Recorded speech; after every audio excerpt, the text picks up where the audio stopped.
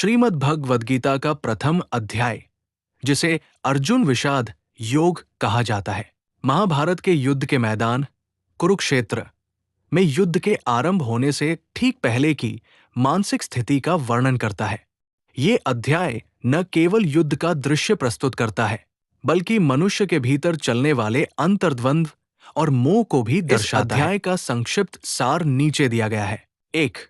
युद्ध भूमि का दृश्य और धृतराष्ट्र का प्रश्न। अध्याय की शुरुआत अंधे राजा धृतराष्ट्र के प्रश्न से होती है, जो अपने सारथी संजय से पूछते हैं कि कुरुक्षेत्र के धर्मक्षेत्र में उनके पुत्रों, कौरवों और पांडु के पुत्रों के बीच क्या हो रहा है, जिन्हें संजय दिव्य दृष्टि प्राप्त थी। युद्ध का आंखों देखा हाल सुनाना शुरू करते हैं। 2. दुर्योधन की कूटनीति। संजय बताते हैं कि दुर्योधन पांडवों की सेना की व्यूहरचना देखकर अपने गुरु द्रोणाचार्य के पास जाता है। दुर्योधन वहां दोनों सेनाओं के प्रमुख योद्धाओं के नाम गिनाता है।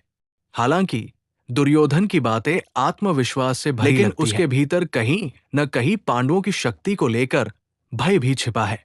3. शंखनाद की ध्वनि। युद्ध की घोषणा के रूप में दोनों पक्षों की ओर से शंख बजाए जाते हैं। सबसे पहले भीष्म पितामह सिंह की दहाड़ जैसा शंख बजाते हैं, जिसके बाद श्री कृष्ण अपना पांचजन्य और अर्जुन अपना देवदत्त शंख बजाते हैं। शंखों की उस भयानक ध्वनि से आकाश और पृथ्वी गूंज उठती है, कौरवों के हृदय को विदीर्ण कर देती है। 4. अर्जुन का मोह और विषाद।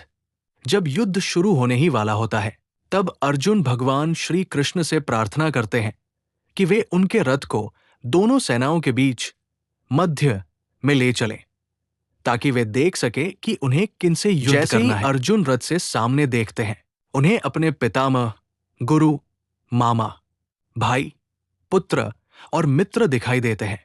अपनों को शत्रु के रूप में सामने पाकर अर्जुन का हृदय करुणा और शोक से भर जाता है। उनके शरीर में कंपन होने लगता है, जाता है और उनके हाथ से प्रसिद्ध गांडीव धनुष गिर जाता है। 5. अर्जुन का तर्क और त्याग।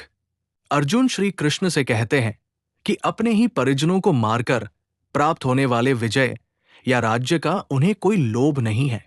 वे तर्क देते हैं कि कुल का नाश होने से सनातन धर्म और परंपराएं नष्ट हो जाएंगी। अर्जुन इतने हताश हो जाते हैं कि वे युद्ध न करने का निर्णय लेते हैं और रथ के पिछले हिस्से में बैठ जाते हैं।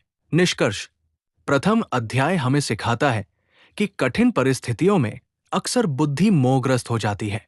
ये अध्याय उस मानसिक स्थिति का प्रतीक है जहां इंसान कर्तव्य से पीछे हटने लगता है। यहीं से भगवान कृष्ण के उस उपदेश की नींव पड़ती है, जिसे हम गीता के रूप में जानते हैं।